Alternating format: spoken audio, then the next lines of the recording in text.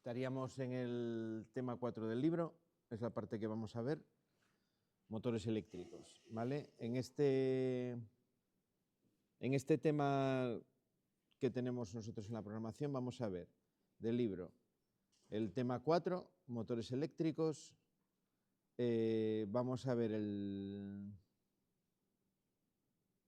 creo que es el 6, esquemas y circuitos, dejarme verificar lo que es este.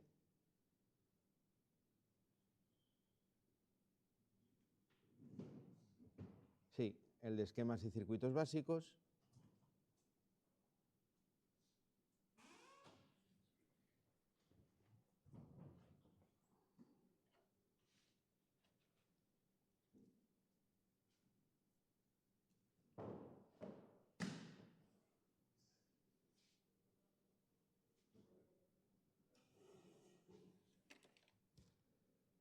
Y vamos a ver también el tema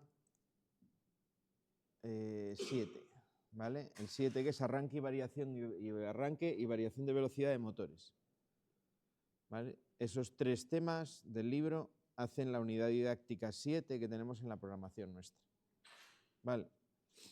El primero va a estudiar los motores desde un punto de vista más teórico, de cómo son internamente. El segundo, vamos a empezar a ver los arranques, los esquemas de conexión de los motores, la paramenta que se utiliza. Y en el 7 vamos a ver ya esquemas un poquito más complejos para hacer diferentes tipos de arranque y poder cambiar la velocidad de los motores, ¿vale? Entonces, vamos a ver primero este tema de aquí. Bueno, no vamos a ver completamente todo el tema, va a haber alguna pregunta que nos vamos a saltar, ¿vale? También os digo que aunque veamos que son tres temas y parece que es mucho, bueno, hay alguna parte que vamos a pasar un poco más por alto, ¿vale? Bueno, ahí tendríamos, o empieza contándonos el libro, lo que es un motor, ¿no? Motor receptor que al ser alimentado mediante una corriente eléctrica produce un movimiento giratorio. Es una máquina eléctrica que produce un movimiento giratorio en su eje. A través de unos acoplamientos mecánicos adecuados es aprovechado para efectuar diferentes trabajos en el sector industrial y doméstico. Hay máquinas que nos permiten convertir este movimiento giratorio en un movimiento lineal, por ejemplo. Tengo una cinta transportadora, lo que estoy haciendo es transformar el giro de un motor en un movimiento lineal, ¿no? Que poniendo encima un determinado material lo puedo transportar hacia otro sitio. O puede servir para mover, por ejemplo, una máquina de elevación, lo mismo, un movimiento lineal, ¿no? En este caso vertical. Puede mover directamente las palas en un movimiento directamente giratorio para mezclar unos determinados compuestos en una industria. O sea, se utilizan para muchas aplicaciones. Sí hay que tener en cuenta que nosotros cuando lo vamos a instalar luego va a estar en una máquina, ¿vale? Nosotros desde el punto de vista eléctrico no vamos a entrar en esa parte del proceso, en la parte mecánica, pero en la parte eléctrica a veces lo tendremos que tener presente. Por ejemplo, en esa foto tenéis un motor con una reductora que se llama conectada en el eje. Lo que llama ahí en el libro acoplamiento mecánico concretamente es una reductora. Una reductora es una caja de engranajes que convierte la velocidad de giro del motor, que va a estar en torno a 3.000 revoluciones por minuto, cercano a las 3.000 o cercano a las 1.500, es un motor con dos pares de polos, me lo convierte en una velocidad mucho más reducida de giro para mover una máquina, ¿no? Una máquina no siempre voy a poder moverla a 3.000 revoluciones por minuto, que es bastante velocidad de giro. Entonces tengo que adaptar mecánicamente esa velocidad de giro a una velocidad más pequeña. De la misma manera que hace una caja de cambios, por ejemplo, de un coche, ¿no? Que de la velocidad que sale del motor, en este caso de explosión de un coche, pues te lo convierte, según las diferentes marchas, en diferentes velocidades de salida, ¿vale? De giro. Pues lo mismo pasa con los motores eléctricos. Vamos a centrarnos práctica y exclusivamente en el motor trifásico de corriente alterna, que se llama también motor de inducción o, de manera más general, máquina asíncrona, con una adelante, asíncrona. Vale, para que tengáis un poco la idea de dónde nos situamos. Esto sería una clasificación hecha muy por encima de las máquinas eléctricas, diferentes tipos de máquinas que tenemos. Digo hecha muy por encima porque en esa clasificación faltan cosas, ¿vale? Yo os he puesto simplemente las que desde un punto de vista tecnológico pues puede ser más relevante para vosotros y que os vais a encontrar con más facilidad por ahí en industria o donde vayáis a trabajar. Tenemos dos grandes grupos, que son las estáticas y las dinámicas. Las estáticas, los transformadores, la más relevante, ¿vale? Los transformadores son una parte fundamental de la distribución eléctrica. Hoy en día, sin transformadores, no podríamos tener la distribución eléctrica que tenemos. Ya vimos que los transformadores nos elevan la tensión, son los que permiten transportar la energía eléctrica a grandes distancias. El transformador básicamente es una máquina que tiene dos devanados, un primario y un secundario. Por el primario le mete una tensión a una determinada intensidad, consumiendo una determinada intensidad. Y por el secundario saco otra tensión diferente con otra intensidad, ¿vale? La relación de la potencia que entra y la potencia que sale va a ser más o menos constante. Digo más o menos porque bueno, va a tener unas pérdidas la máquina en sí, pero si sumamos la potencia que entra, tiene que ser igual a las pérdidas más la potencia que sale del transformador. Por eso, bueno, cuando elevamos mucho la tensión en un transformador de distribución, la intensidad disminuye, porque más o menos la potencia es constante, ¿no? Entonces, esa relación tensión por intensidad, al mantenerse constante, si aumento mucho uno de los dos factores de ese producto, el otro tiene que disminuir. Es para lo cual, o la razón por la cual, se utilizan los transformadores en distribución. Porque de esa manera la corriente que va a ir por las líneas de alta tensión va a ser una corriente muy pequeña, muy pocos amperios. Y por eso voy a conseguir que las pérdidas en la línea sean también muy pequeñas, ¿vale? Las pérdidas por efecto Joule, por efecto de la resistencia que tiene el cable, al circular una intensidad por ella, por esos cables, pues se reduce bastante, ¿vale? Esa es la razón última. Los transformadores son una máquina omnipresente, podríamos decir, en cualquier instalación eléctrica. Vamos a tener transformadores en muchos puntos de las instalaciones y sobre todo en instalaciones de distribución, ¿no? Y de generación. Luego tendríamos otra máquina que es parecida, que es lo que llamamos el autotransformador, que es un transformador en el que parte del devanado del primario está en común con el secundario, ¿vale? Tenéis aquí un esquema, bueno, hecho a mano muy rápido, de cómo sería. Tengo un núcleo de material ferromagnético, un arrollamiento y el secundario sale con una toma intermedia de ese devanado, digamos, único.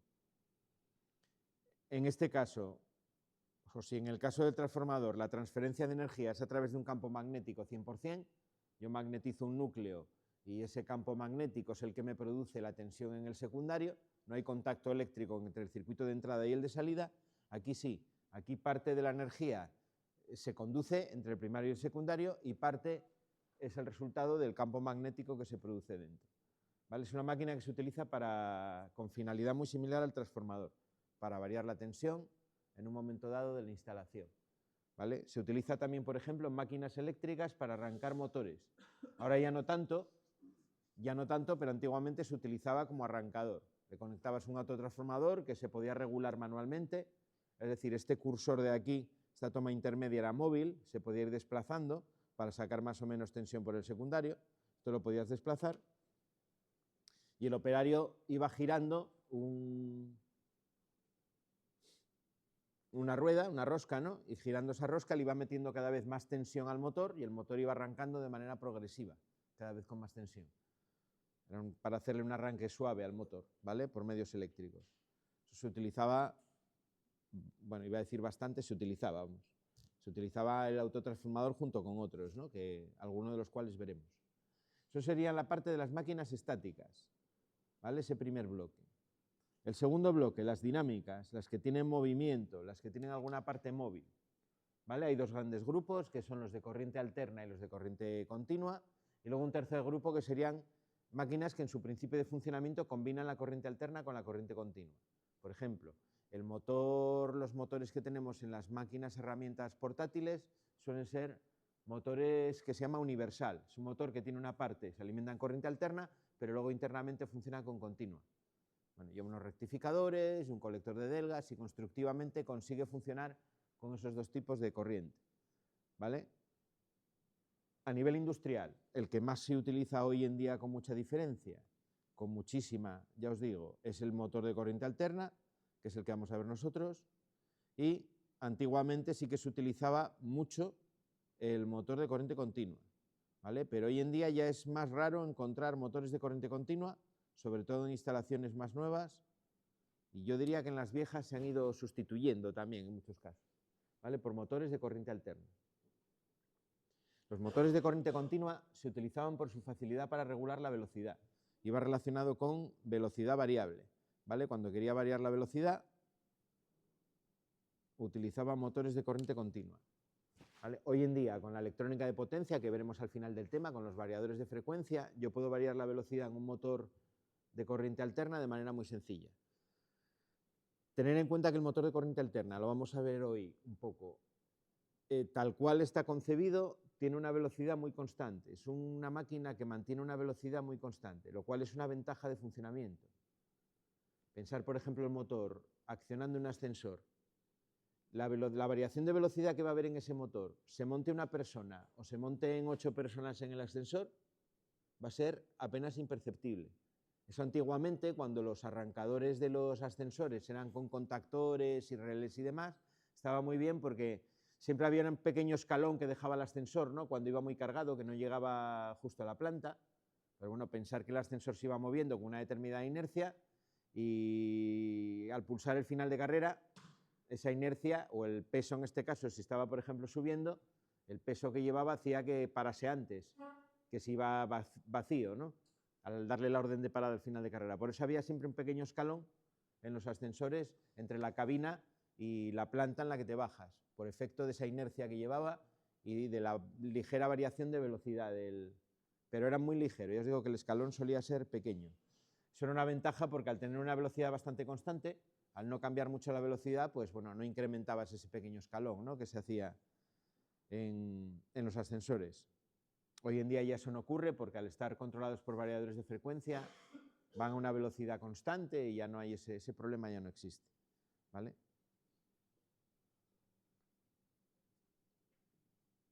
Bueno, por eso hoy en día, ya os digo, se utiliza muy mayoritariamente el motor de corriente alterna.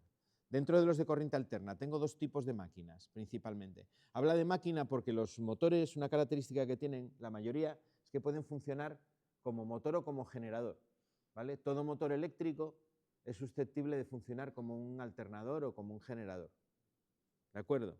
Por eso, estoy hablando de los de corriente alterna, ¿eh? Por eso utilizamos este término máquina en vez de motor, ¿vale? Porque en un momento dado puede ser un generador o puede ser un motor. Por ejemplo, hoy en día tecnológicamente lo tenéis, ese uso de los motores, pues en los coches de calle. Todos los coches híbridos utilizan el motor eléctrico que tiene ese motor como generador. Los Fórmula 1, por ejemplo, de este año, ya en años pasados era mucho más, bueno, ya estaba implantado el tema de la hibridación de los coches de Fórmula 1. Este año es todavía mucho más acusado. Tienen un motor, que es un motor y es un generador. Cuando están frenando, utilizan el motor eléctrico como generador, porque además un generador, cuando está generando, cuando haces girar externamente su eje, dentro aparece una fuerza contraria al giro del eje del alternador. Es lo que se llama la fuerza contraelectromotriz. Esa fuerza, en el caso de un coche de Fórmula 1, ayuda a que el coche se frene más rápidamente. Es decir, contribuye al frenado. A la vez que estoy frenando el coche, estoy cargando, mediante ese motor que está funcionando como generador, estoy cargando la batería del Fórmula 1. Para luego, cuando llegue a la otra parte de la vuelta, pues darle al botón que tendrán ahí en el volante, ¿no?, de vaciar la batería, y entonces ya el motor funciona como motor, o la máquina funciona como motor, y ayuda a meterle potencia al eje del coche junto con el motor de explosión que llevan de gasolina, ¿vale? Trabajan los dos conjuntamente en hacer girar el coche pues con una mayor potencia, ¿vale? No estoy seguro 100%, pero es muy probable que el motor, o desde el punto de vista de la construcción del tipo de motor que lleva un Fórmula 1, sea similar a los motores que utilizamos nosotros aquí, el motor eléctrico me refiero, ¿vale? Con otro tamaño, otra ejecución, no será físicamente igual, pero desde el punto de vista del principio de funcionamiento es muy probable que sea una máquina asíncrona, ¿vale? La que está en rosa, que es la que nosotros vamos a utilizar, esta de aquí. Este va a ser el motor que nosotros vamos a manejar. La máquina asíncrona en su funcionamiento como motor, sobre todo, ¿vale? Los coches, digo que es muy probable porque los coches de calle, muchos de ellos, los híbridos, llevan ese tipo de motores, ¿vale? Para funcionar. Están construidos de otra manera, no tienen la pinta externa que tiene el que tenemos aquí, pero al final, internamente y en cuanto al funcionamiento es lo mismo, el mismo tipo de máquina. ¿Dónde tenemos la máquina síncrona, esta primera de aquí? Esta, por ejemplo, la tenemos en los alternadores de las centrales eléctricas. Los alternadores de las centrales suelen ser ese tipo de máquina. La característica principal que tiene la máquina síncrona, o que la diferencia de la máquina asíncrona, y alguien dirá, ¿en qué se diferencian? En la A, ¿no? Uno es síncrono y otro asíncrono. Bueno, ese término de asíncrono quiere decir que la velocidad de giro que tiene el motor o la máquina no coincide con la velocidad que resulta de aplicar la fórmula de la velocidad de giro, que es esta que tenéis aquí, con la frecuencia de la red de alimentación, ¿vale?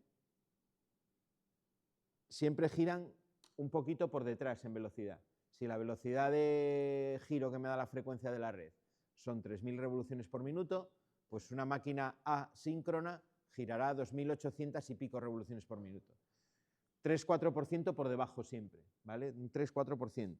Ese 3-4% es lo que llamamos el deslizamiento, ¿vale? El deslizamiento es esa diferencia de velocidad que tengo entre la máquina, velocidad efectiva, y el campo magnético giratorio que origina el estator, la parte por la cual alimento yo la máquina. Ahora vamos a hablar del campo magnético y de todo eso. Mientras que la máquina síncrona, los generadores, por ejemplo, de las centrales térmicas, de las centrales nucleares, de las centrales hidráulicas, la velocidad de giro de la máquina es exactamente la que me da esa fórmula de ahí. 60 veces la frecuencia por el número de pares de polos. Ahora vamos a hablar de qué son los pares de polos y todo ese tema de ahí, ¿vale? Fijaros que si aplico esa fórmula, una máquina con un par de polos me sale 3.000 revoluciones por minuto. Típico de los alternadores, por ejemplo, de las centrales térmicas. Entráis en una sala de control de una central térmica y vais a ver algún display por algún sitio. Bueno, hoy en día ya suele estar en la pantalla de un ordenador. Veréis la frecuencia de giro de la máquina y suele estar en 3.000. 3.000 además de manera fija, ¿eh? A lo mejor si tenéis suerte y estáis un rato mirando, vais a ver que en un momento dado a lo mejor pasa a 3.001 o baja a 2.999, pero suele estar clavado en 3.000 de manera muy constante. Para conseguir que funcione el sistema eléctrico y que todo vaya bien, tienen que girar todos los alternadores de manera sincronizada y además exactamente a la misma velocidad. De manera sincronizada quiere decir que cuando te dan el máximo de tensión en una onda de corriente alterna, los máximos, los pasos por cero, los mínimos, tienen que coincidir en el tiempo, en el mismo instante, todos los alternadores. Están completamente sincronizados para poder tener una onda de alterna uniforme y lo más perfecta posible en todo el sistema eléctrico, ¿no? Cuando esa onda se fastidia, se modifica la frecuencia, pasa lo que nos pasó el año pasado, que fue el apagón, ¿no? El apagón apareció porque la frecuencia de la red se descontroló a raíz de unos picos de tensión bastante altos que metieron una serie de centrales por ahí, bueno, que no son centrales de alternadores, sino que son centrales, por ejemplo, solares o de ese tipo. Están vertiendo la corriente a través de una electrónica de potencia. Bueno, pues produjeron, al variar la frecuencia, se empezaron a apagar, a desconectar instalaciones, una desconexión en cadena, y acabamos con todo el sistema eléctrico completamente fuera de combate.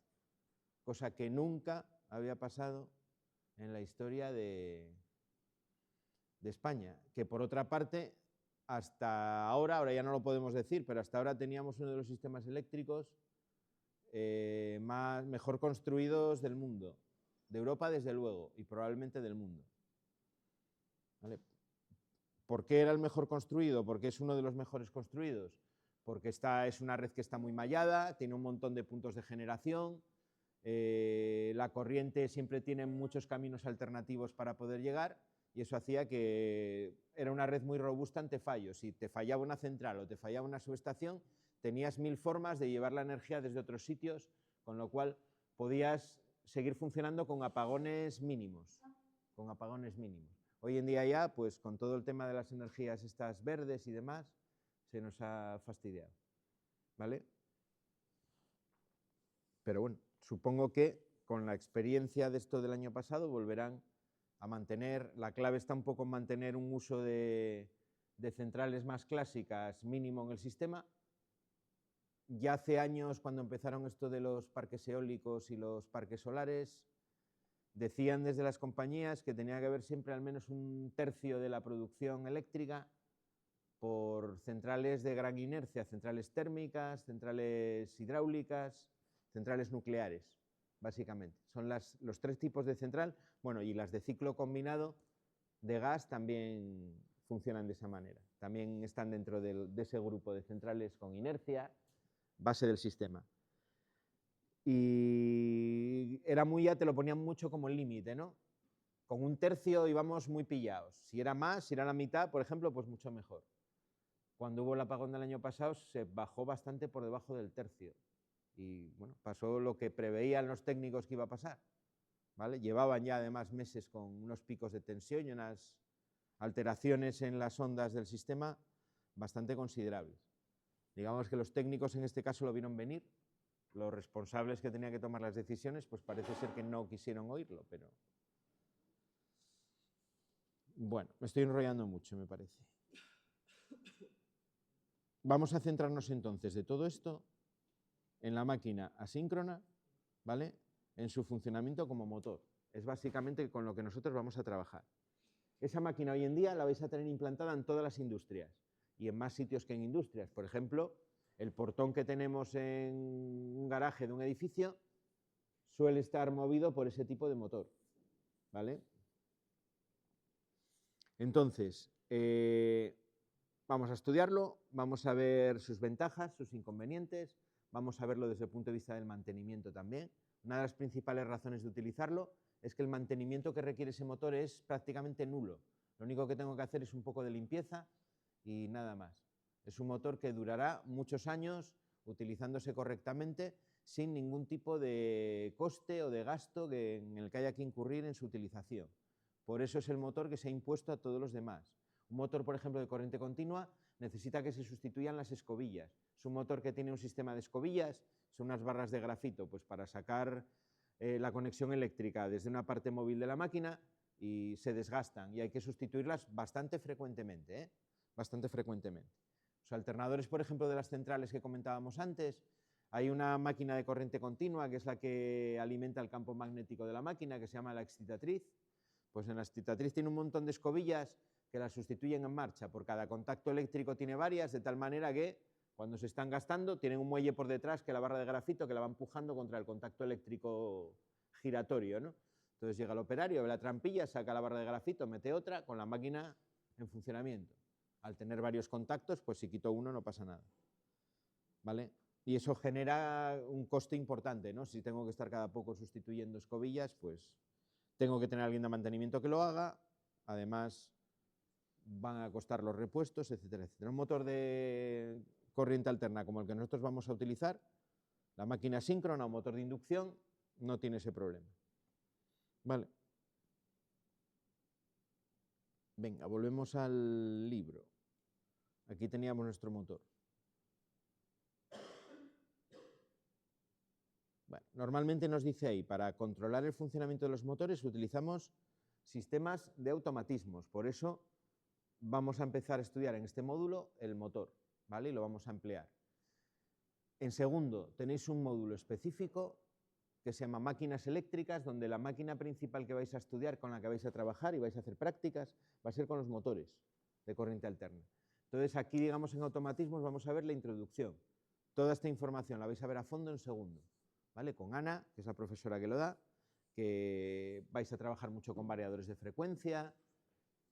Los arrancadores que vamos a ver aquí son los que vais a empezar en las prácticas, el primer día que hagáis prácticas en segundo de máquinas, ¿vale? Por eso hay que aprendérselos bien este año, porque los vamos a necesitar saber. ¿Vale? El motor forma parte del circuito de fuerza, o circuito de potencia, que llama ahí el libro, ¿vale? Y va a estar controlado a través de un automatismo desde un segundo circuito, que es el circuito de mando, ¿vale? Por eso en nuestro circuito de mando vamos a tener las bobinas de los contactores, que son los elementos de conexión de los motores. El motor lo vamos a conectar a través de un contactor y la bobina de ese contactor es la que está en el circuito de mando. Los cables que van a los contactos de fuerza del contactor y que del contactor van al motor es lo que llamamos circuito de fuerza. Diferencia entre los dos circuitos, el de fuerza lleva mucha corriente y el de mando lleva poca corriente. Esa es la diferencia más notable, ¿no? El de mando muchas veces opera a tensiones más pequeñas que el circuito de fuerza también. Bueno, ahí tenéis ya mediante fotos, vais teniendo una idea visual de qué pinta tienen los motores, ¿no? Hay dos grandes grupos que nos dice aquí el libro, los de alterna y los de continua, que ya lo comentamos ahora. Vale, ¿qué partes tiene un motor? Externamente, de lo que vemos por fuera. Cosas que destacan ya de la silueta que tiene, ¿no? El eje, ¿vale? El eje que llama con chaveta. Puede haber los que tienen una chaveta hacia afuera. La chaveta es esa parte que sobresale de la parte cilíndrica del eje, que tenéis marcado ahí. Puede ser hacia afuera, puede ser hacia adentro, ¿vale? O sea que la chaveta va hacia adentro. Es lo más normal o lo más típico es verla hacia afuera. Luego tiene en la parte de atrás, justo en la parte opuesta al eje de la foto que tenéis ahí, tenéis la tapa del ventilador. Esa tapa lo que tiene dentro, ya lo vimos el otro día en algún grupo, en alguno que montó por ahí un motor que hacía un ruido clac, clac, clac, clac. Eso era la tapa del ventilador que estaba tocando con una de las aletas del ventilador. ¿Vale? Probablemente ese motor se haya caído, se haya golpeado la tapa, se haya doblado y está haciendo contacto con alguna de las palas del ventilador. ¿Vale? En la parte de atrás del motor hay un ventilador que lo que hace es que circule aire por estas ranuras que tenéis en la parte externa, ¿vale? Que circule aire por fuera. La ventilación siempre es externa al motor. Es externa porque si le metiese ventilación interna al motor, correría el riesgo de llenarlo de polvo por dentro enseguida. Y entonces ya tendría que hacerle un mantenimiento mucho más frecuente. ¿Vale? Entonces el aire, la ventilación es externa al motor. La tapa del ventilador, cuando uséis los motores, vais a fijaros que no está completamente cerrada sobre la carcasa, sino que hay una ligera separación y a través de esa separación y las aletas es por donde pasa el aire. El aire entraría por la parte de atrás, entraría por aquí y saldría por esta parte de la tapa del ventilador a través de las aletas del motor. Esas aletas tienen la función, como acabamos de decir, de ventilación. Muy importante, la placa de características que tenéis, bueno, en ese motor lo tenéis en un lateral, pero puede estar en la parte de arriba. La situación de la placa puede cambiar. ¿Vale? Ahí me va a aparecer, muy importante, la potencia nominal del motor, que siempre es potencia mecánica, ojo con eso, ¿vale? La corriente nominal, la tensión nominal y el factor de potencia. Son los datos más relevantes de los que pone ahí. Y además, las revoluciones por minuto del motor, que me va a dar una pista de si es un motor de un par de polos, de dos pares de polos, etc. Luego la base de fijación y la caja de bornes en la parte de arriba, que es donde realizamos las conexiones eléctricas. Como eléctricos, nosotros donde vamos a llegar al motor, donde vamos a trabajar es con esa caja de bornes. Vamos a llegar a abrir la tapa y meteremos el cable a través de un presastopas por uno de esos orificios prefabricados que lleva la tapa de bornes y haremos la conexión de los cables con el motor. Que eso es algo también que de este curso de primero tenemos que salir sabiendo muy bien cuándo conecto un motor en estrella, cuándo conecto un motor en triángulo y cómo se hace, ¿no? Esa conexión. Y luego, lo que es la parte de la fijación, tener en cuenta que eso puede variar. Aquí lo ha puesto uno de los que tiene fijación en horizontal, pero hay ejecuciones de motores para fijar de muchas maneras. O sea, hay, por ejemplo, que se fijan por brida. De hecho, estaba el otro día, me parece que alguien por el lado de allá de la clase trabajando con uno de esos motores. Está pensado, tiene donde la parte del eje tiene una parte cilíndrica con una serie de taladros, que eso va a ir encajado pues, en otra parte de la máquina, ¿no? Por brida. Por eso ahí en los tableros de aquí didácticos lo tenemos sujeto con unas escuadras, porque es la única manera de sujetarlo a la tabla, no tiene base como este de aquí. Luego los hay como este que tienen una base de fijación, los hay que tienen fijaciones por la parte de arriba, por la parte lateral. Bueno, hay diferentes ejecuciones. La caja de bornes en función de esa fijación va cambiando también de posición, pero bueno, hay una enorme variedad, muchas veces por la parte mecánica, por cómo conectarlo mecánicamente al resto de la máquina.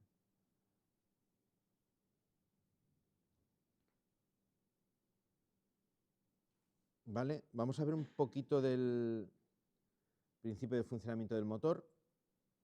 Vamos a ver primero un vídeo que hay aquí y luego os comento yo os doy algún detalle más. ¿Vale?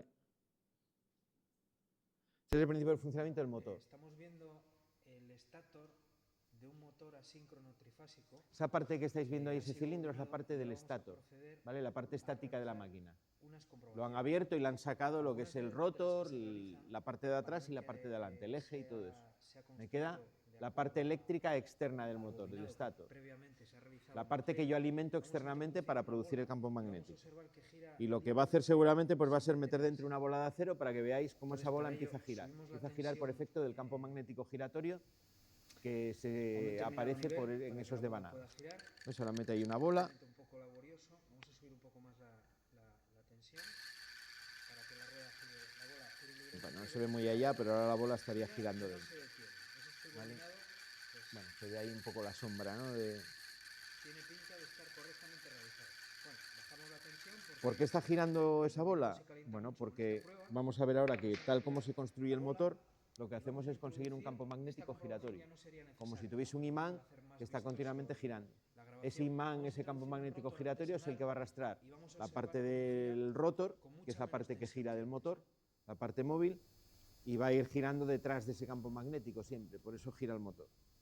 Bueno, ahí ya está empezando. Ahora os mete otra cosa también, subimos más la tensión para que se aprecie que en está este caso ya con un eje que puede girar para que veáis cómo gira. Giran un determinado Tenía pinta de ser unas vamos a bajar la placas tensión, redondas vamos a con unos cambiar pequeños dos fases imanes o para ver partes cómo gira en metálicas para que sentido veáis contrario. cómo gira. Cuando se detenga. Ahora.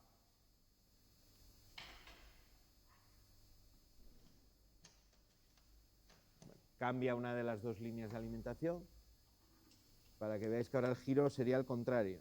Ahora subimos Ahora la mete tensión para que empiece a girar en el sentido ese eje contrario de antes. viene a ser como un rotor de un motor y ahora gira al revés que estaba girando Bueno, antes. detenemos, bajamos la Lo que vamos a tensión, hacer en la vamos a segunda mostrar de aquí nuestros a la cámara montajes que estamos haciendo en taller, lo que hacemos mediante dos contactores es cambiar para que se vea. el orden de conexión de dos de las fases. De esa manera Simplemente conseguimos son que el dos motor gire al discos revés, que se han unido con gire en el sentido contrario. unos conductores de ¿Vale? Esa es la bobina de idea. cobre. Y ahora por último Bueno, vamos lo a que tenía eran unas introducir plaquitas con una serie de barras de cobre, imitando lo que sería la parte del rotor del motor. con una lata de refresco que mostramos aquí por delante para que se vea. Una lata a la que le hemos colocado un eje. Y ahora ahí pues tengo una lata de refresco y este rotor, que como será de aluminio y bueno, y el aluminio también tiene el mismo efecto. Antes, con mucha menos tensión, va a empezar a girar. ¿Veis cómo va girando, no? Un par de cojinetes, un eje con un par de cojinetes pequeñitos para que se pueda ver cómo gira. Bueno, la tensión no llega a 10 voltios. Ya vemos que gira a la velocidad de sincronismo.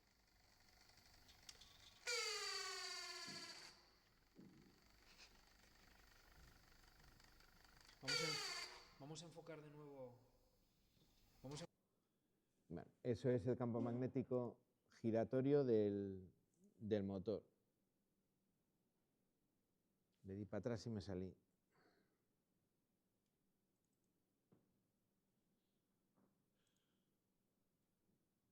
Bueno, a ver si lo podemos ver un poco por aquí.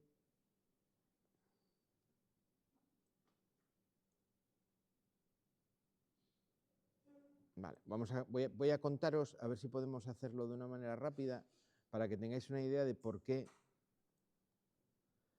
gira el motor. Bueno, vamos a ver ese gráfico de ahí. Una circunferencia dividida en trocitos, ¿no? Bueno, este no, este es de un motor monofásico, este no me vale. Vaya, pasa que no lo tengo yo dibujado por aquí esto.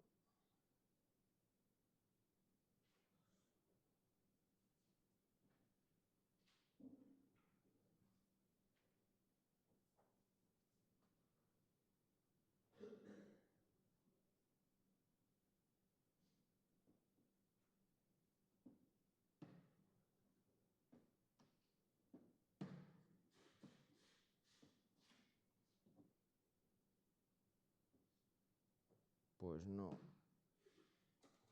Bueno, vamos a dibujarlo. A ver si me deja, os lo dibujo.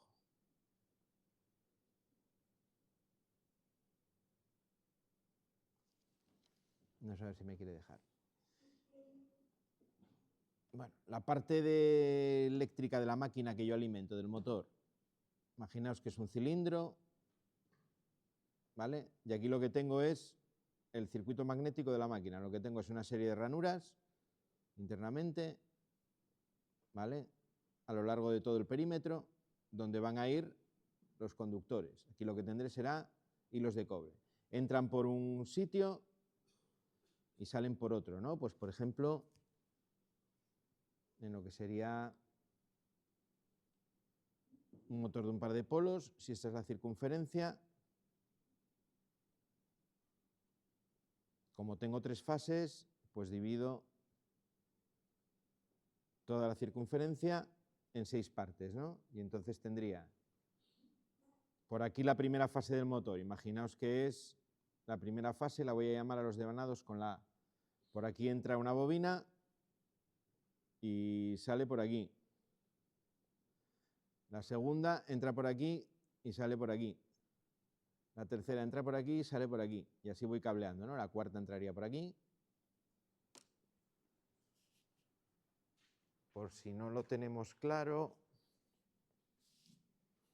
es algo como esto de aquí. ¿Vale? Tengo una circunferencia con una serie de ranuras. ¿Vale? Esto sería la parte magnética. Estos son chapas de acero al silicio acopladas unas con otras y barnizadas entre sí para que no conduzcan la electricidad. ¿Vale? Esta parte de aquí metálica. ¿Vale? Dentro tiene unas ranuras y es por donde voy pasando el cable. ¿Vale? Las ranuras van cerradas con un papel parafinado y demás, que es aislante. Luego los finales de las bobinas se van atando para que queden curiosos, para que no entorpezcan con la parte móvil de la máquina y demás. ¿Vale? Eso es lo que estamos intentando ver ahora. Os lo dejo por aquí. Luego, cuando estemos en el taller, le echáis un vistazo.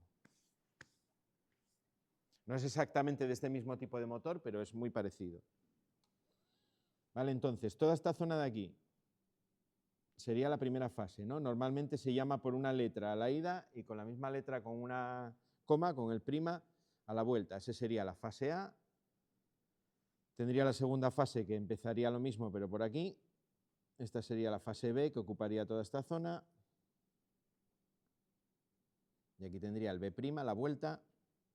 Y luego tendría la fase C, que entraría por aquí. Vamos a ponerlo en otro color. Y saldría por aquí. ¿Vale? C'. Esa es la manera en la que voy distribuyendo los 3 devanados, las 3 bobinas. Si yo esos devanados los alimento con algo como esto, ¿vale? Las 3 corrientes famosas de la trifásica.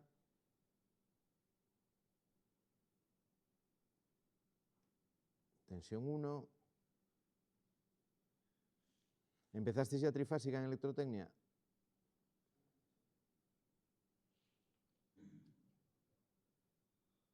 A ver si consigo que me quede el dibujo.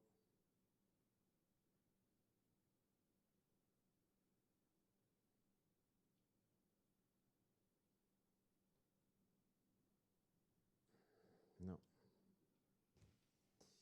Ay, no voy a poder dibujarlo.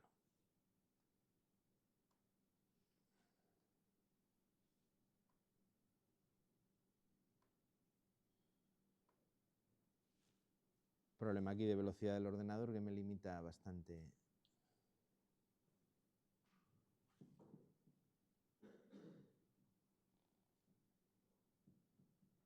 Vale, y aquí tendría la segunda, la U2, y finalmente tendría la tercera.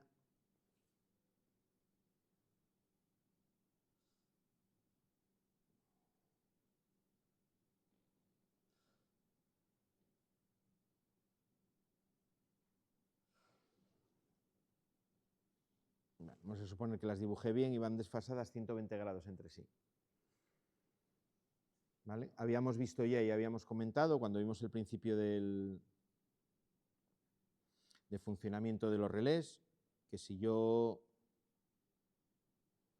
cojo un núcleo de material ferromagnético y pongo una bobina,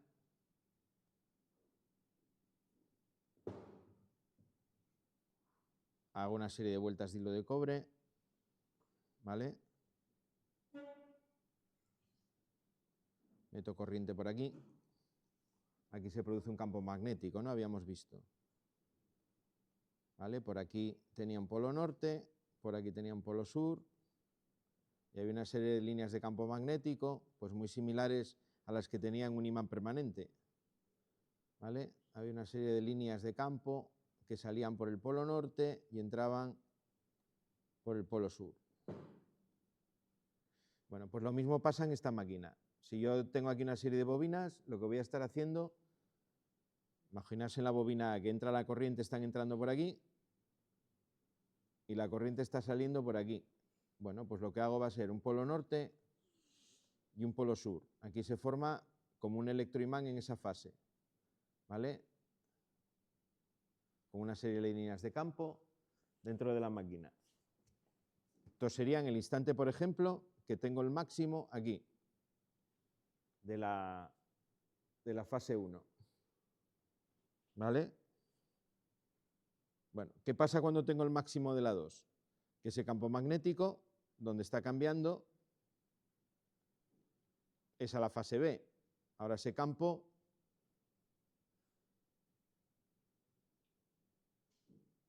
¿vale? Estaría en esta posición, ¿vale? Y tendría el polo norte aquí.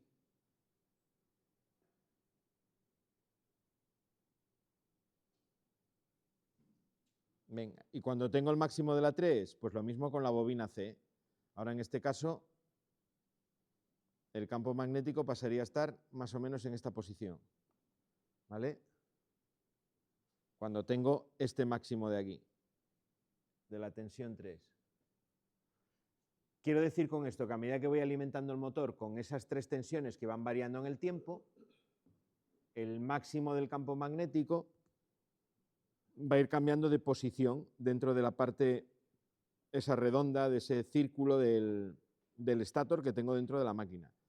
Aquí yo empecé dibujando el polo norte por aquí arriba y se ha ido desplazando hacia abajo, ¿no? Es decir, tengo un campo magnético como una especie de electroimán que está girando según ese giro, ¿no? En este caso, el sentido contrario a las agujas del reloj, a medida que voy alimentando un sistema trifásico. Ese es el campo magnético giratorio.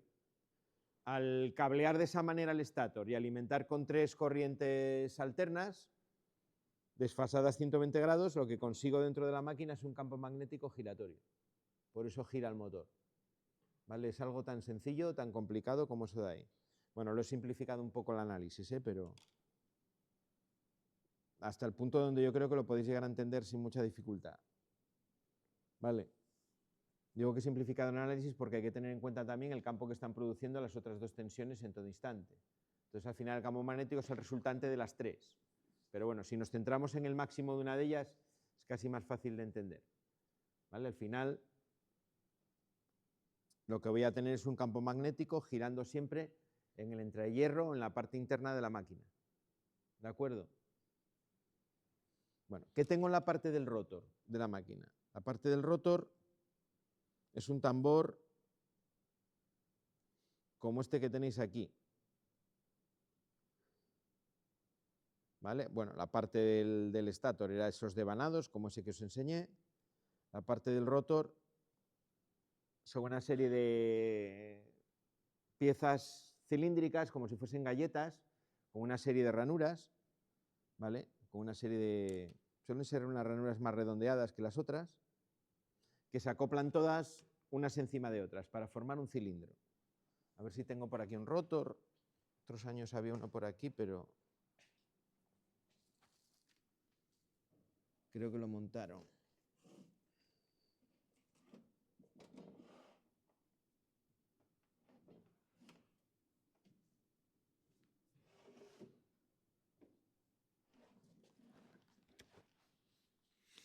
Bueno, tenemos uno aquí montado junto al motor, junto al resto, ¿vale? Rotor, esta parte de aquí, ¿vale? Que está pegada con el eje. Ahí lo veis, que tenéis un cilindro. En este caso, pues está en contacto, porque esto está fuera completamente de ajuste y demás, y le falta una parte, pero bueno, tendría que poder girar ahí dentro. Luego le echáis también un vistazo. También acero al silicio, las galletas, entre comillas, o esas pequeñas piezas van aisladas entre sí con barniz para que no conduzcan la electricidad. Y una vez que tengo formado el cilindro con todas esas placas, se funde aluminio alrededor para que los huecos de las ranuras quede relleno por aluminio. ¿Vale? Al final lo que me quedaría sería una serie de piezas de acero al silicio con unas barras de aluminio por todo su perímetro. ¿Vale? Esas barras de aluminio, al fundir, se generan o se crean también lo que se llaman los anillos de cortocircuito, que son 2 anillos de aluminio que me unen todas las barras entre sí. ¿Vale? Al final, si yo dibujase solamente el aluminio, tendría una forma como esta figura que tenéis aquí. ¿Vale? Sería una serie de barras unidas con 2 anillos en sus extremos.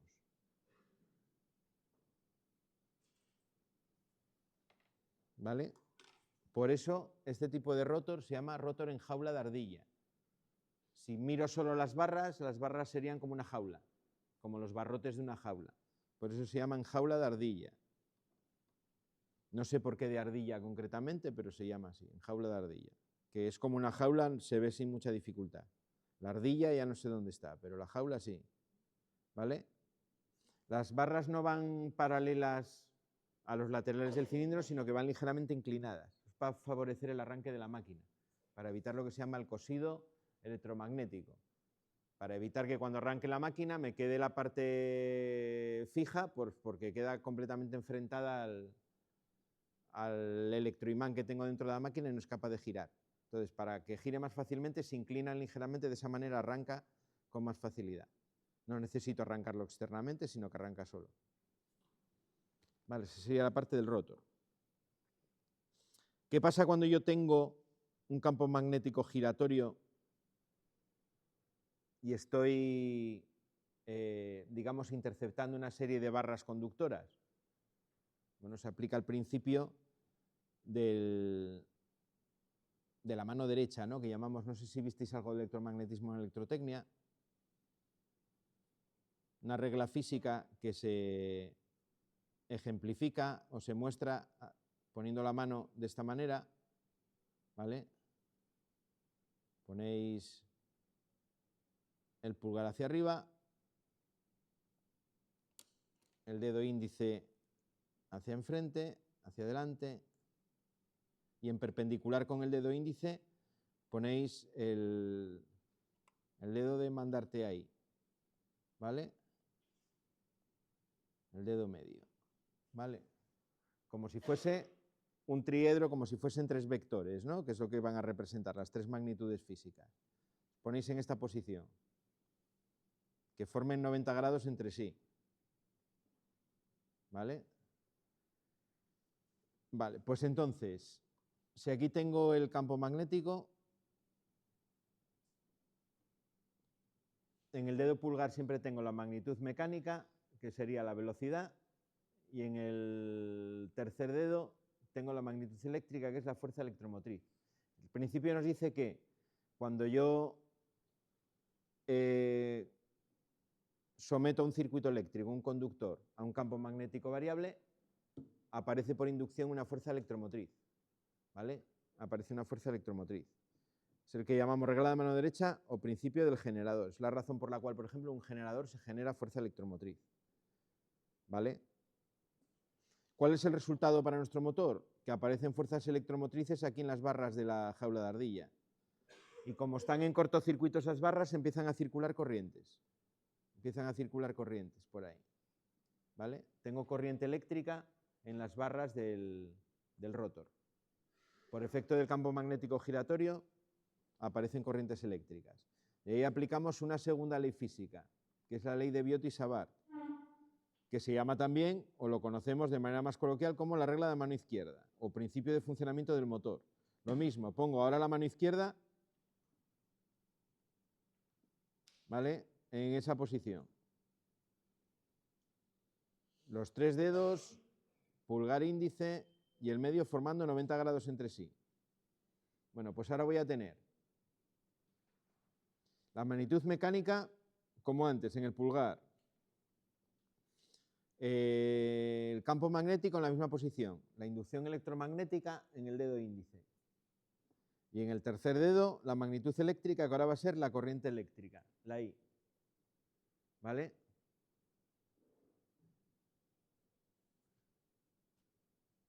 ¿Qué nos dice la ley de Biot-Savart? Que cuando yo tengo una serie de conductores recorridos por corriente y están sometidos a un campo magnético, aparece una fuerza mecánica que tiende a desplazarse esos conductores. La fuerza mecánica es esta F. ¿Vale? Se ponen a 90 grados porque me marca tanto la ley anterior como esta los sentidos que me harían máxima la magnitud resultante, en este caso la fuerza. ¿Vale? Cuando la inducción electromagnética y la corriente eléctrica sean perpendiculares es cuando la fuerza va a ser máxima. Por eso los conductores, fijaros que, bueno, en la realidad de la máquina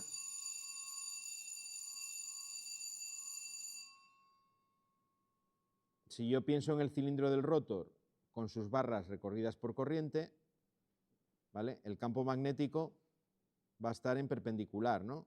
El campo magnético se origina en la parte del estátor y decíamos que iba cortando por el medio la máquina. Por eso va a ser perpendicular a la corriente que pasa por las barras del rotor. Por eso pongo la mano en esa posición. Bueno, pues me dice que aparece una fuerza. Esa fuerza es la fuerza que origina el giro del motor. Esa es la razón última por la que el motor gira. ¿Vale? El proceso completo sería: alimento el estátor, produzco un campo magnético giratorio. Al someter a los conductores del rotor a un campo magnético variable, es variable porque si las barras del rotor están quietas, cuando voy a arrancar el motor, el campo está girando, ¿no? Para él el campo magnético no es constante, sino que va cambiando en cada barra, por eso es variable. Aparece una fuerza electromotriz dentro de las barras. Esa fuerza electromotriz, como están cortocircuitadas las barras del rotor, hace que aparezca una corriente. Tengo un circuito eléctrico dentro de las barras del rotor. ¿Qué pasa cuando tengo una corriente eléctrica?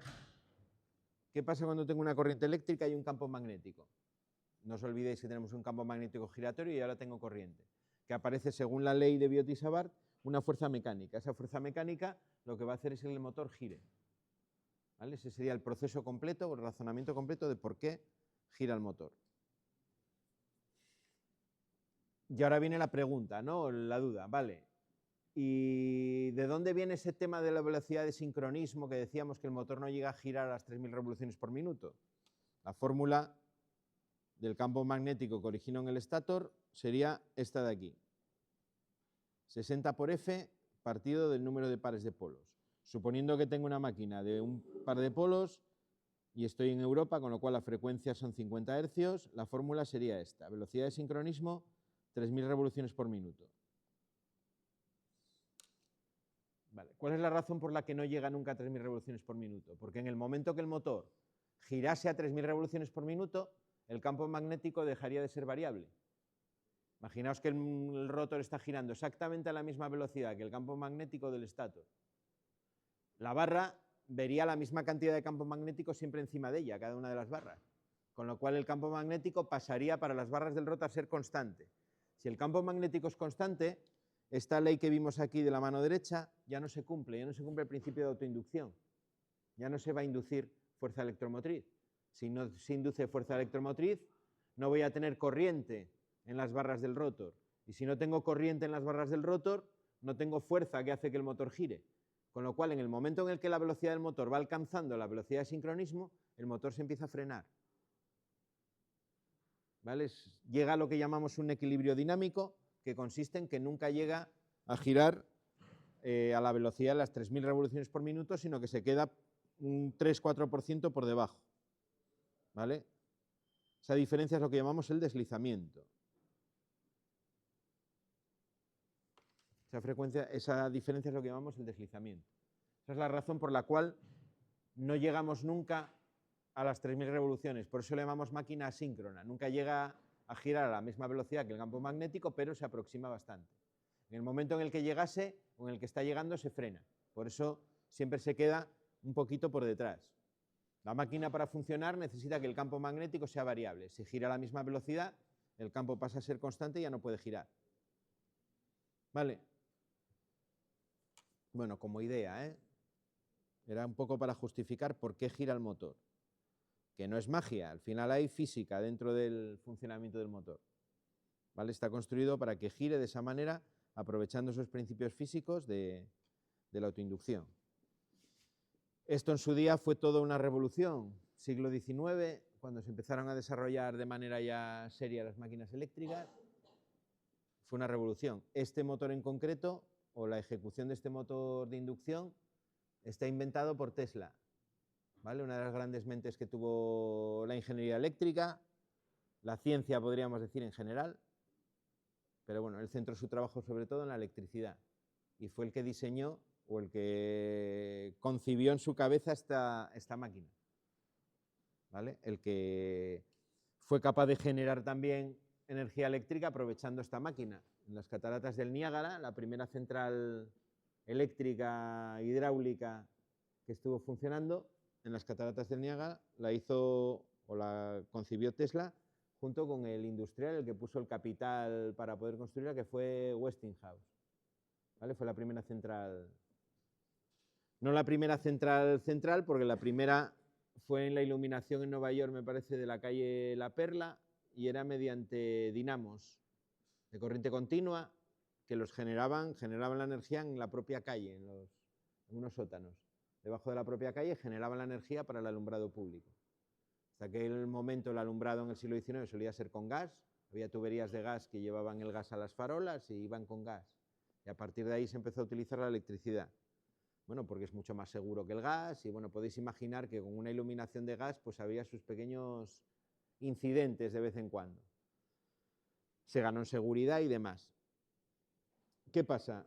Que la corriente continua no funciona un transformador en corriente continua, con lo cual no podemos transportarla muy lejos. Con la corriente continua estábamos condenados a producir la electricidad en el mismo sitio donde se consumía. ¿Vale? Imaginaos que aquí en el colegio, que para tener este alumbrado, pues necesitaríamos tener un generador, una dinamo en el propio colegio para poder tener energía eléctrica. Y cada uno en su casa, pues llegaría el momento, no llegó a ser así, ¿no? Pero hubiese llegado el momento que cada uno, si quería tener energía eléctrica, tenía que tener su propio generador. Bueno, pues con la corriente alterna no fue así. Tanto no fue así que al final fue la que se impuso, gracias al transformador que me eleva la tensión, se puede producir en un sitio y consumir en otro que esté a mucha distancia. Se trata de elevar mucho más la tensión pues para reducir las pérdidas siempre a un margen que sea aceptable desde un punto de vista de la rentabilidad de la instalación. ¿Vale? Y así es como hoy en día, gracias a esta máquina, es como consumimos la energía eléctrica. Quiero deciros con esto que este tipo de máquina en concreto tiene también un papel bastante importante en la historia pasada. Es actualmente una máquina muy importante en cuanto a utilización, pero en el pasado también fue muy importante.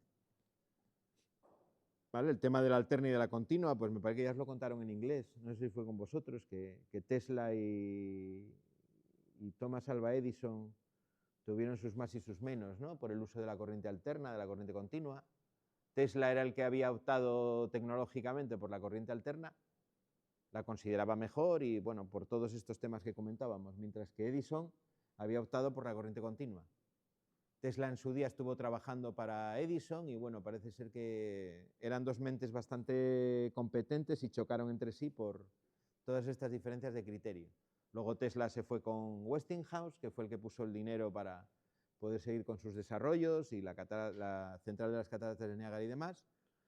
Y Edison siguió por su lado, ¿no? Como Edison como inventor inventó, yo creo que tiene muchas más patentes de las que tiene Tesla. Pues bueno, siguió inventando pues un montón de cosas que hizo, ¿no? La bombilla, que realmente no la inventó él, pero él la hizo viable, digamos, económicamente, a base de conectar, de probar a hacer diferentes prototipos de bombillas, consiguió una bombilla que tiene una duración aceptable para poder funcionar. La bombilla realmente la inventó, creo, un italiano, que no recuerdo ahora el nombre. No se le suele acreditar al pobre hombre por su invento, porque bueno, en este caso el que fue capaz de sacarle rentabilidad a desarrollarlo fue el que se llevó el gato al agua. ¿Vale? Tanto llegó a ser la polémica entre los dos que cuando empezaron a utilizar la silla eléctrica en Estados Unidos para ejecutar a gente, que creo que en su diseño estuvo Edison, utilizó corriente alterna para desprestigiar el invento de Tesla en este caso. consideraban que la corriente alterna era más peligrosa, entonces, bueno, si queremos cargarnos a este paisano, pues vamos a hacer la máquina con corriente alterna que será más efectivo. Era una manera también de desacreditar. Mirar cómo es la corriente alterna, que es mortal, ¿no? Era el mensaje final, que la utilizamos para ejecutar gente y todo. Bueno, todo este rollo un poco fuera de lo que es exactamente el libro es para que toméis también la idea, la conciencia de que todas estas máquinas vienen ya de bastante antiguo, ¿eh? Todo esto ya está más que estudiado, está más que probado. Cuando vayáis por ahí por industria vais a ver motores, si es una industria relativamente antigua, que pueden tener tranquilamente 50 años en funcionamiento y más. Y están funcionando como el primer día, ¿vale? Porque es un tipo de máquina muy robusto y que funciona muy bien. Los que se fabrican hoy en día a lo mejor no duran tanto, pero ya os digo, lo que se fabricaba en la primera mitad del siglo XX, esas máquinas duran una vida y más que una vida. Bueno, muchas pueden sobrevivir a su instalador, seguro. Vale. Venga, ¿entendisteis algo de todo esto? Lo estamos grabando y luego lo veis con calma. Por YouTube hay también un montón de vídeos que os cuentan el principio de funcionamiento y demás. Pero básicamente se ha acordado de esos pasos. Tengo un campo magnético giratorio. El campo magnético giratorio con los conductores, como es un campo magnético variable, produce una fuerza electromotriz. La fuerza electromotriz hace que aparezcan corrientes en la parte del rotor, porque al final son unas barras cortocircuitadas, son circuitos eléctricos, aparece una corriente. La corriente, interaccionando con el campo magnético, produce una fuerza, y esa fuerza es la que hace que el motor gire. De manera muy resumida, la razón del giro del motor viene a ser esa. ¿Qué pasa cuando invierto el sentido de giro del motor? Que lo habíamos comentado antes. Bueno, cuando invierto el sentido de giro del motor, lo que estoy haciendo es cambiar el orden del campo magnético. En este dibujo que os hacía antes aquí, si primero alimento la A, luego la B y luego la C, el campo magnético va girando en sentido contrario a las agujas del reloj. Si yo alimento la A, pero luego en vez de alimentar la B, alimento la C, pues ya el campo magnético va a estar girando en sentido contrario. Al alterar el orden de dos de las fases, consigo que la sucesión de esos máximos de las tensiones produzca un campo magnético que gira, en este caso sería en el sentido de las agujas del reloj. ¿Vale? Por eso la inversión de giro es tan sencilla como cambiar el orden de conexión de dos de las fases. Cambio el orden de los máximos del sistema trifásico, con lo cual cambio el sentido de giro del motor.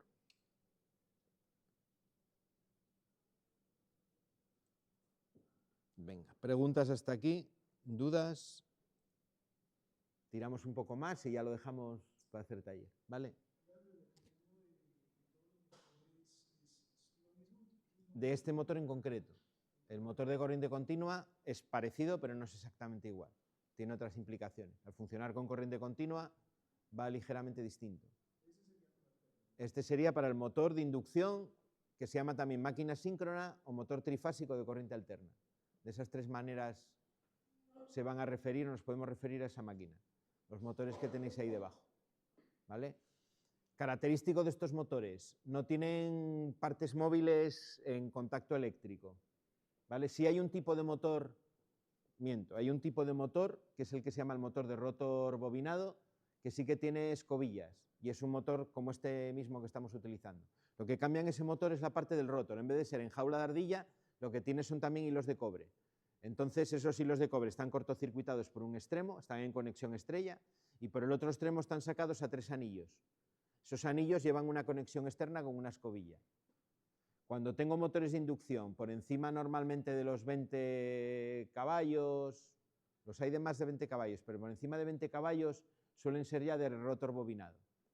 Ya tienen escobillas y tienen otro planteamiento, ¿vale? Eso es por una característica que tienen esos motores, que es que la intensidad en el arranque de los motores que están bobinados el rotor es más pequeña que los motores de jaula de ardilla. Los motores de jaula de ardilla, cuando yo los arranco, van a demandar 6 veces la intensidad nominal, o hasta 6 veces la intensidad nominal, mientras que uno de jaula de ardilla va a demandar hasta 2,5 veces la intensidad nominal. Es decir, ese pico de corriente del arranque es más pequeño en los del rotor bobinado. Cuando tengo motores de mucha potencia, que por tanto tienen mucha intensidad, si el pico de intensidad es 6 veces una intensidad que ya de por sí es muy grande, me producen bastantes molestias en la red eléctrica, ¿no? Van a producir caídas de tensión, pueden apagar otros receptores, van a enturbiar bastante la onda de tensión que yo tengo en esa instalación. Por eso el reglamento, vamos a ver también más adelante, que nos limita las corrientes en el arranque. Y bueno, en resumen, que es mejor utilizar cuando el motor es de mucha potencia esa ejecución de anillos rozantes frente al jaula de ardilla. Pero la mayor parte de motores que vais a encontrar por la industria, muchos de los motores que vais a encontrar, van a ser de potencias por debajo de los 20 kilovatios. ¿Vale? Por lo tanto, van a ser de jaula de ardilla y va a ser el motor en el que nos vamos a centrar. Mirad la simbología que os pone en el libro. Motor monofásico. Bueno, el símbolo de todos tiene en común es el círculo, la M de motor, el número de fases que tiene y el símbolo de corriente alterna, si son de corriente alterna. En los de corriente continua, el símbolo va a ser muy parecido, pero va a aparecer, bueno, lo mismo, ¿no? Va a ser el círculo o algo que se parezca a un círculo.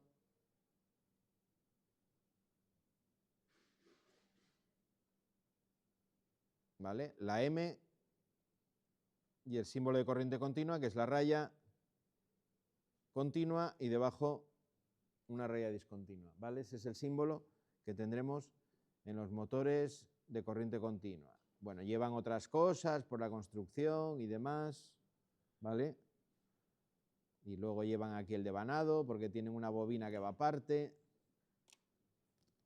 Vamos a centrarnos de momento en el de corriente alterna. ¿Vale? El monofásico, UNP, fase, neutro, conductor de protección. ¿Vale? Las 3 conexiones que lleva. Motor trifásico con rotor en cortocircuito, que es el que nosotros vamos a utilizar, el de jaula de ardilla, se refiere. 1, V1, W1. Y el conductor PE, que es el de tierra, el de protección. Los motores siempre llevan conexión de protección. Salvo que estén en alguna distribución de neutro rara, siempre lo llevan. Motor trifásico con 6 bornes. ¿Vale? Motor trifásico con 6 bornes. Bueno, el que nosotros vamos a utilizar, el trifásico en rotor en cortocircuito, tiene 6 bornes también, ¿vale? Tiene 6 bornes también. Lo que pasa que, si ya va conectado con las placas, normalmente la simbología que utilizamos es la figura 4.6, ¿vale? Así es como se aparece dibujado en el primer montaje de las prácticas, ¿verdad? Sigue siendo el mismo motor que la inversión de giro o que el estría triángulo que vamos a ver más adelante, pero accedo solo a los 3 bornes eléctricamente, externamente a los 3 bornes de alimentación, por eso solo me dibuja 3. El 4.7, la figura 4.7 es el mismo motor, pero cuando accedo a los 6 bornes. Las entradas de las fases van con el 1, las salidas de las fases van con el 2, ¿vale? Y el de protección. Y luego tengo el de rotor bobinado que decíamos, que normalmente lleva 3 conexiones para el estator, para la parte de fuera, U1, V1, W1, y 3 conexiones para el rotor. Esas conexiones que van con escobilla que se llaman por KLM. Como la compañía aérea esta de, no sé si es de Noruega o de Suecia o de para allá arriba, ¿no? KLM. KLM. Serían la fase 1, la 2 y la 3 en ese orden de la parte del rotor. Os dibuja los 2 círculos para indicar que esas conexiones estarían con el rotor, con la parte de dentro, ¿no? El símbolo nos da una pequeña idea ya de cómo es constructivamente el motor. ¿Vale? Ahí os habla el libro de los 2 tipos, el de jaula de ardilla o rotor en cortocircuito y el de anillos rozantes o rotor bobinado, que es lo mismo.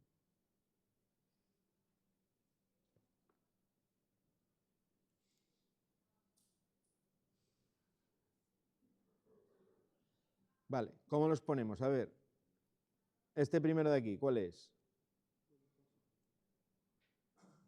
Iría aquí. Vale. Este de aquí, el segundo, ¿cuál es? Motor, el que llama, según llamaba el libro, motor trifásico con rotor en cortocircuito, ¿no? Estaría aquí. Este de aquí,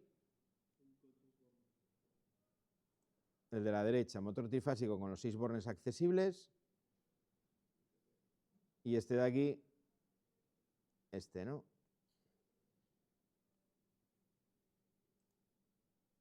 Bueno, y acertamos y todo. Muy bien.